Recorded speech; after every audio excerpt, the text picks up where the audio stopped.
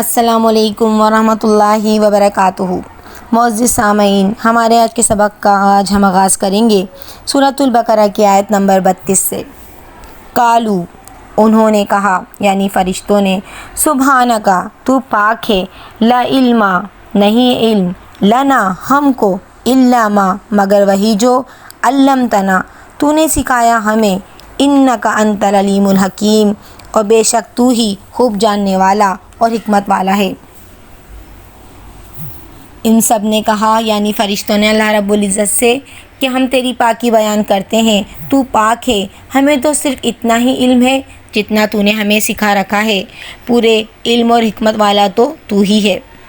اس آیت مبارکہ میں فرشتے اللہ رب العزت کی پاکیزگی اور اس کی قدرت بیان کر رہے ہیں۔ ہمارے پاس تو اتنا ہی علم ہے جتنا تو نے ہمیں سکھایا ہے، بے شک تو ہی دانا اور حکمت والا ہے۔ اللہ رب العزت جسے چاہے علم عطا فرمائے اور جسے چاہے اسے علم سے محروم رکھے۔ قالا، اللہ نے کہا، یا آدم، اے آدم، انبئہم، تو بتا انہیں، باسمائہم، ان چیزوں کے نام، فلما انبأہم، پھر جب اس نے بتائے انہیں، باسمائہم، ان کے نام، قالا، تو اللہ نے کہا، الم اقل لکم، کیا نہیں میں نے کہا تھا تم سے، انی، کہ بے شک میں، عالم، جانتا ہوں، غیب السماوات والارض، چھپی ہوئی باتیں آسمانوں کی اور زمین کی، وعالم، اور میں جانتا ہوں، ما تبدون، جو تم ظاہر کرتے ہو، وما، اور جو کنتم تکتبون، تم چھپاتے تھے۔ اللہ تعالیٰ نے آدم علیہ السلام سے فرمایا، تم ان کے لیے ان چیزوں کے نام بتاؤ، یعنی تم فرشتوں کو ان چیزوں کے نام بتاؤ۔ جب انہوں نے بتا دیے تو فرمایا کہ کیا میں نے تمہیں پہلے ہی نہیں کہا تھا کہ زمین اور آسمانوں کا غیب میں ہی جانتا ہوں اور میرے علم میں ہے جو تم ظاہر کر رہے ہو اور جو تم چھپاتے ہو۔ اس میں دنیا کے نظام کے بارے میں تعلیم دی جا رہی ہے، یعنی دوسری دنیا کا نظام چلانے کے لیے علم کی اہمیت اور فضیلت بیان فرما دی اللہ رب العزت نے۔ جب یہ حکمت اور اہمیت کا علم فرشتوں پر واضح ہوا تو انہوں نے کہا کہ ہم اس بات کا اعتراف کرتے ہیں کہ علم اور فہم کا، کہ فرشتوں کے اس اعتراف سے یہ بات واضح ہو گئی کہ علم غیب صرف اللہ رب العزت کی ذات ہے۔ اللہ کے برگزیدہ بندوں کو بھی اتنا ہی علم ہوتا ہے جتنا اللہ رب العزت انہیں عطا فرماتا ہے۔ وائز، اور جب قلنا، ہم نے کہا، للملائکۃ اسجدوا، فرشتوں سے تم سجدہ کرو، لآدم، آدم کو، فسجدوا، تو انہوں نے سجدہ کیا، الا ابلیس، سوائے ابلیس کے، ابا، اس نے انکار کیا، واستکبر، اور تکبر کیا، وکان، اور تھا وہ، من الکافرین، کافرین میں سے۔ اور جب ہم نے فرشتوں سے کہا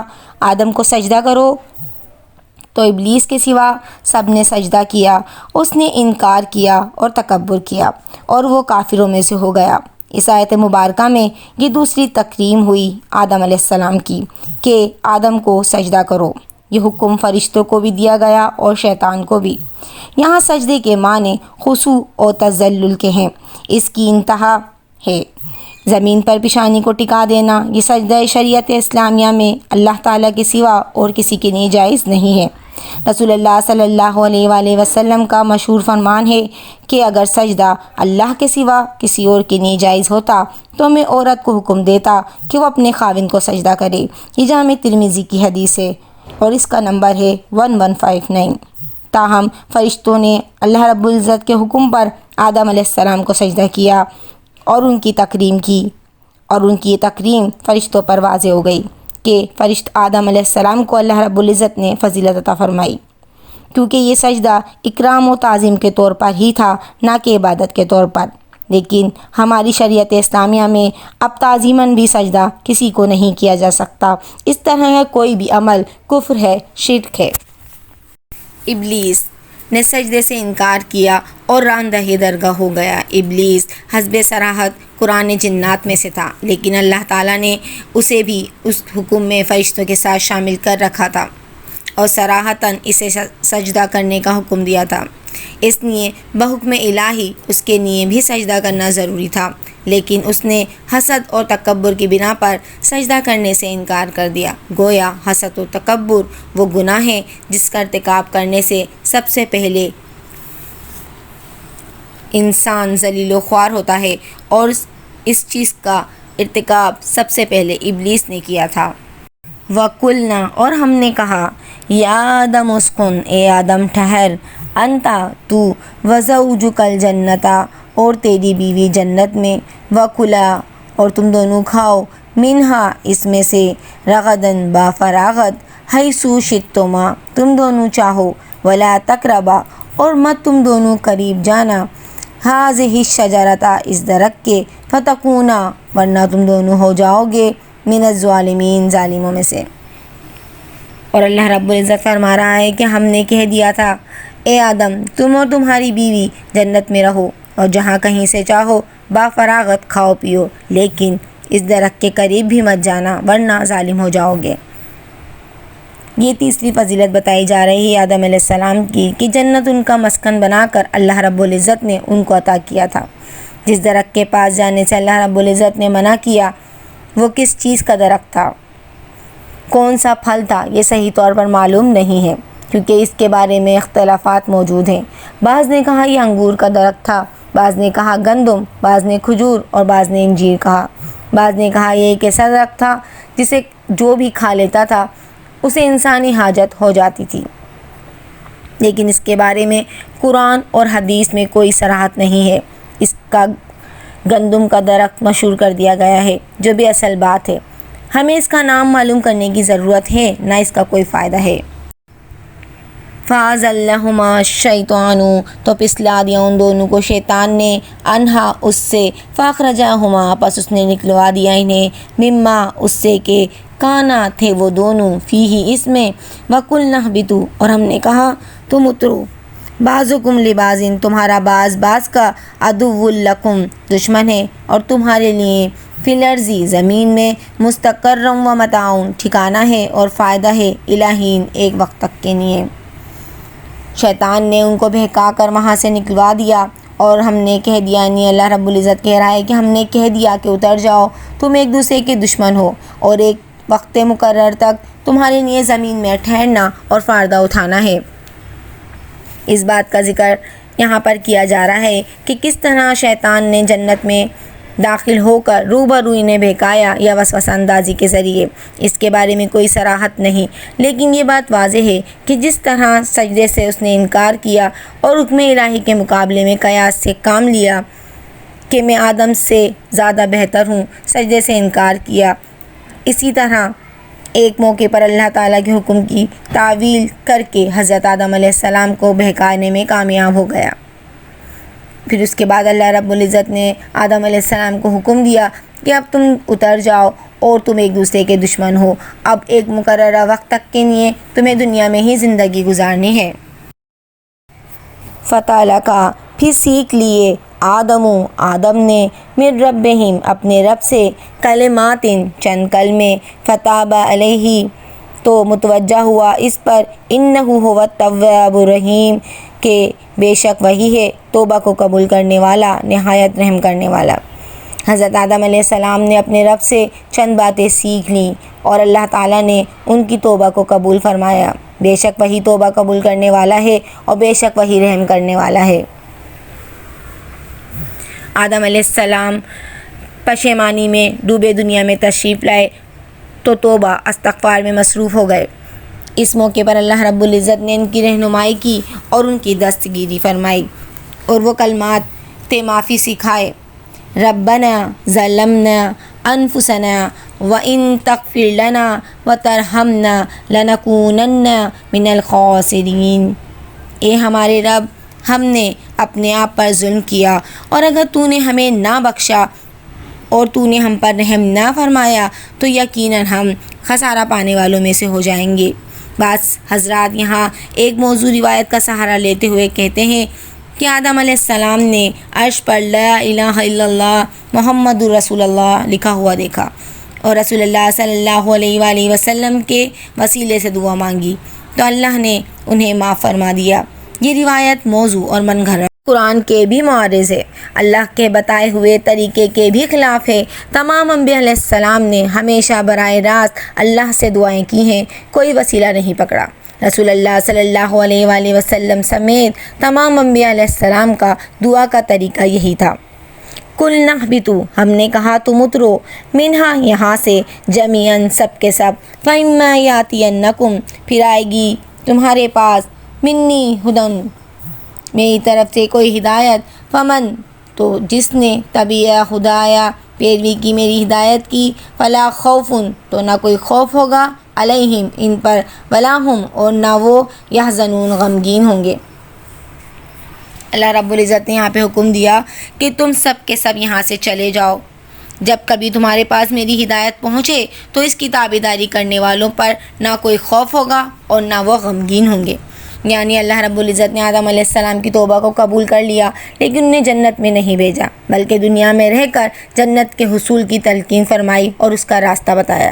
آدم علیہ السلام کے ذریعے تمام بنو آدم کو جنت کا راستہ بھی بتا دیا کہ انبیاء علیہ السلام کے ذریعے میری ہدایت تم تک پہنچے گی تو جس نے اس کو قبول کیا وہ جنت کا مستحق ہو گیا، اور جو نافرمانی کرے گا وہ عذاب الہی کا حقدار ہوگا۔ جس نے اللہ رب العزت کی ہدایت کی پیروی کی وہ شخص کامیاب ہو جائے گا، نہ اسے کوئی غم ہوگا اور نہ ہی وہ کوئی خوف محسوس کرے گا۔ والذین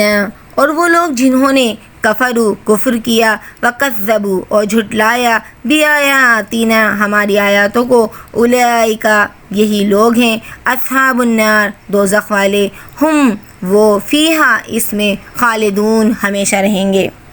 اور جو انکار کرے ہماری آیاتوں کو جھٹلائے وہ جہنمی ہیں اور وہ ہمیشہ ہمیشہ اسی میں رہیں گے۔ یعنی جنہوں نے اللہ رب العزت کے قرآن کو اور اس کا انکار کیا اور اس کو قبول نہ کیا اور ہماری آیاتوں کو جھٹلایا، یہ جہنمیوں کی پہچان ہے، اور وہ جہنمی ہمیشہ ہمیشہ جہنم میں رہیں گے،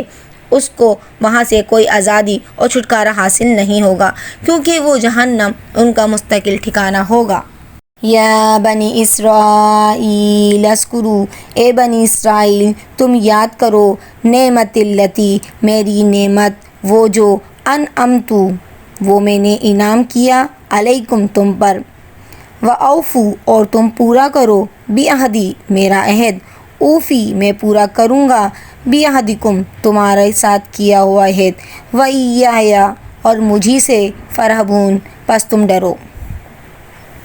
اے بنی اسرائیل میری اس نعمت کو یاد کرو جو میں نے تم پر انعام کی، اور میرے عہد کو پورا کرو، میں تمہارے عہد کو پورا کروں گا، اور مجھی سے ڈرو۔ اس آیت مبارکہ میں بنی اسرائیل سے خطاب کیا جا رہا ہے۔ اسرائیل یعقوب علیہ السلام کا لقب تھا۔ یہود کو بنی اسرائیل کہا جاتا ہے، یعنی یعقوب علیہ السلام کی اولاد۔ یعقوب علیہ السلام کے 12 بیٹے تھے، جن سے ان کے 12 قبیلے بنے، اور ان میں بکثرت انبیاء اور رسول ہوئے۔ بنی اسرائیل ہی میں سے یہود ہوئے، جن کو عرب میں ان کی گزشتہ تاریخ اور علم اور مذہب سے وابستگی کی وجہ سے ایک خاص مقام حاصل تھا۔ اس لیے انہیں وہ انعامات الہی یاد کروائے جا رہے ہیں کہ تم میرا وعدہ پورا کرو جو تم نے کیا تھا کہ آخری نبی صلی اللہ علیہ وآلہ وسلم کی نبوت پر ایمان لاؤ گے تو اس عہد کو پورا کرو، تو میں بھی اپنا عہد پورا کروں گا اور تم سے وہ بوجھ اتار دوں گا جو تمہاری غلطیوں کوتاہیوں کی وجہ سے بطور سزا تم پر لادے گئے تھے، اور تمہیں دوبارہ عروج عطا کیا جائے گا، اور مجھی سے ڈرو، میں تمہیں مسلسل اس اذیت کے بوجھ سے نجات دلا دوں گا جس میں تم مبتلا ہو اور تمہارے آباء و اجداد بھی مبتلا رہے۔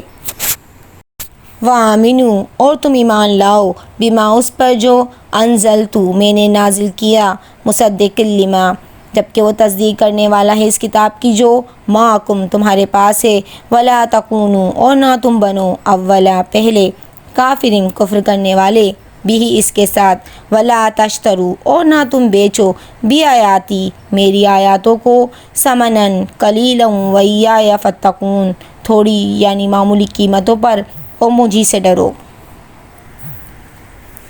اور اس کتاب پر ایمان لاؤ جو میں نے تمہاری کتابوں کی تصدیق میں نازل فرمائی ہے، اور اس کے ساتھ تم ہی پہلے کافر نہ بنو، اور میری آیاتوں کو تھوڑی تھوڑی قیمتوں پر نہ فروخت کرو، اور صرف مجھی سے ڈرو۔ اس آیت مبارکہ میں اللہ رب العزت حکم دے رہا ہے کہ جو کتاب میں نے اپنے رسول صلی اللہ علیہ وآلہ وسلم پر نازل کی، جو تمہاری کتاب تورات کو سچا کہتی ہے، اس پر ایمان لاؤ۔ اللہ تعالیٰ نے رسول اللہ صلی اللہ علیہ وآلہ وسلم پر اس قرآن کو نازل کیا جو اللہ تعالیٰ کی طرف سے برحق کتاب ہے، اور یہ سابق آسمانی کتابوں تورات اور انجیل کی بھی تصدیق کرتی ہے۔ اس کے بعد اللہ رب العزت نے تنبیہ کی کہ بنی اسرائیل، تم پہلے منکر نہ بنو، جیسے کفار قریش اور عرب کے بہت سے قبیلے تو منکر ہو ہی چکے تھے، کیونکہ یہود مدینہ قوم بنی اسرائیل میں سے تھے، اور یہ پہلے لوگ تھے جنہیں قرآن نے مخاطب کیا، اور ان کے کفر کے معنی یہ تھے کہ وہ اہل کتاب میں سے پہلے کافر ہیں۔ اور آگے مزید اس بات کی تنبیہ کی جا رہی ہے کہ تھوڑی سی قیمت پر فروخت نہ کرو میری آیتوں کو۔ تو اس کا مطلب یہ نہیں ہے کہ زیادہ معاوضہ مل جائے تو احکام الہی کا سودا کر لو، بلکہ مطلب ہے احکام الہی کے مقابلے میں دنیاوی مفادات کو اہمیت مت دو۔ احکام الہی تو اتنے قیمتی ہیں کہ دنیا کی ساری مال و دولت بھی ان کا مقابلہ نہیں کر سکتی، بلکہ وہ بھی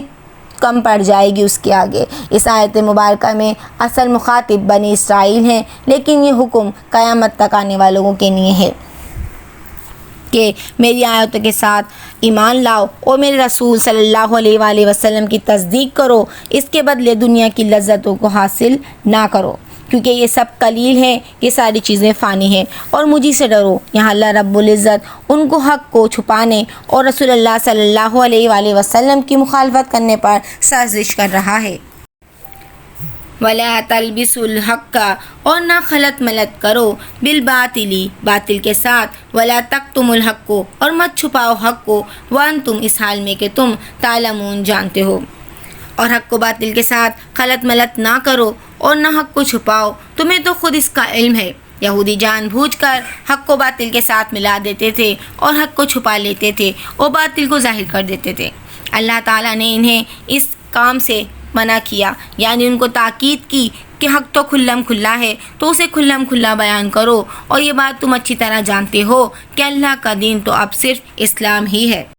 وَأَقِیمُوا الصَّلَاةَ، اور تم قائم کرو نماز، وَآتُوا الزَّکَاةَ، اور دو زکوٰۃ، وَارْکَعُوا، اور رکوع کرو، مع الراکعین، رکوع کرنے والوں کے ساتھ، اور نماز کو قائم کرو اور زکوٰۃ ادا کرو اور رکوع کرنے والوں کے ساتھ رکوع کرو۔ اللہ رب العزت نے انہیں یہ حکم دیا کہ وہ نبی صلی اللہ علیہ وآلہ وسلم کے ساتھ مل کر نماز ادا کریں، اور اللہ رب العزت نے زکوٰۃ کا حکم دیا کہ اسے نبی صلی اللہ علیہ وآلہ وسلم کی خدمت میں پہنچا دیں، اور انہیں یہ بھی حکم دیا کہ امت محمد یا صلی اللہ علیہ وآلہ وسلم کے لوگوں کے ساتھ مل کر وہ بھی اللہ کے سامنے سجدہ سر ریز ہو جائیں، اور امت محمد صلی اللہ علیہ وآلہ وسلم کے لوگوں کے ساتھ شامل ہو جائیں۔ اتامرون الناس، کیا تم حکم دیتے ہو لوگوں کو، بالبر، نیکی کا، وتنسون، اور بھول جاتے ہو، انفسکم، اپنے آپ کو، وانتم، حالانکہ تم، تتلون الکتاب، پڑھتے ہو کتاب، افلا تعقلون، کیا پھر تم عقل نہیں رکھتے؟ کیا لوگوں کو بھلائیوں کا حکم کرتے ہو اور خود اپنے آپ کو بھول جاتے ہو جبکہ تم کتاب پڑھتے ہو؟ کیا اتنی بھی تم میں سمجھ نہیں ہے؟ یہاں پر نیکی کا حکم دینے والے ان لوگوں کو تنبیہ کی جا رہی ہے کہ تم دوسروں کو تو نیکی کا حکم دیتے ہو اور خود عمل نہیں کرتے۔ اہل کتاب کو سرزنش کی جا رہی ہے کہ لوگوں کو جس نیکی کا تم حکم دیتے ہو، جس کے بارے میں کہتے ہو، کیا تم خود اس پر عمل کرتے ہو، جبکہ تم کتاب بھی پڑھتے ہو اور جانتے ہو کہ احکام الہی میں کوتاہی کرنے والوں کے بارے میں اللہ رب العزت نے کیا وعید نازل کی ہے؟ تو کیا تم سمجھتے نہیں ہو کہ تم اپنے ساتھ کیا کر رہے ہو؟ حدیث نبوی صلی اللہ علیہ وآلہ وسلم ہے کہ ایک شخص کو قیامت کے دن لایا جائے گا اور اسے جہنم میں ڈال دیا جائے گا، جس سے اس کی آنتیں باہر نکل آئیں گی، وہ ان کے ارد گرد چکر کھاتا رہے گا، جس طرح گدھا چکی کے ارد گرد چکر کھاتا ہے۔ جہنمی اس کے ارد گرد جمع ہو جائیں گے اور اس سے پوچھیں گے، تجھے کیا ہوا ہے؟ کیا تو ہمیں نیکی کا حکم دیتا تھا اور برائی سے منع نہیں کرتا تھا؟ وہ جواب دے گا، ہاں، میں تمہیں نیکی کا حکم دیتا تھا اور تمہیں برائی سے منع بھی کرتا تھا، مگر میں خود نیکی نہیں کرتا تھا، اور تمہیں برائی سے روکتا تھا، مگر خود برائی کا ارتکاب کرتا تھا۔ اس حدیث مبارکہ کو امام بخاری رحمہ اللہ اور امام مسلم رحمہ اللہ نے روایت کیا ہے۔ وَاسْتَعِینُوا اور تم مدد طلب کرو بالصبری صبر کے ساتھ والصلاۃ اور نماز کے ساتھ وَإِنَّهَا لَكَبِیرَةٌ اور بلا شبہ وہ یقیناً بڑی بھاری ہے الا مگر علی الخاشعین عاجزی کرنے والوں پر بھاری نہیں ہے۔ اور صبر اور نماز کے ساتھ مدد کرو یہ بڑی چیزیں ہیں مگر ڈرنے والوں پر۔ صبر اور نماز اللہ والے کے دو بڑے ہتھیار ہیں۔ صبر کے ذریعے ایک مومن کا رابطہ اور تعلق اللہ رب العزت کی ذات سے اس قدر مضبوط استوار ہوتا ہے جس کے اللہ رب العزت نے یہاں پر تاکید کی ہے، اور اس انسان کو نصرت، فتح اور کامیابی نصیب ہوتی ہے۔ صبر کے ذریعے کردار میں پختگی اور دین میں استقامت حاصل ہوتی ہے۔ نماز کی پابندی عام لوگوں کے لیے گراں ہے، لیکن جو اللہ سے محبت کرنے والے ہیں، جو اپنی نمازوں میں خشوع اور خضوع کا خیال کرنے والے ہیں، یہ ان کے لیے بہت آسان ہے، بلکہ ان کے لیے اطمینان اور راحت کا باعث ہے۔ اللہ سبحانہ و تعالیٰ اپنے بندوں کو حکم دیتے ہوئے فرماتا ہے کہ دنیا اور آخرت کی جس خیر اور بھلائی کی وہ امید کرتے ہیں اس کے حصول کے لیے وہ صبر اور نماز سے مدد طلب کر لیا کریں۔ اللہ رب العزت ہمیں قرآن کو پڑھنے، اس کو سمجھنے اور اس پر عمل کرنے کی توفیق عطا فرمائے۔ آمین ثم آمین یا رب العالمین۔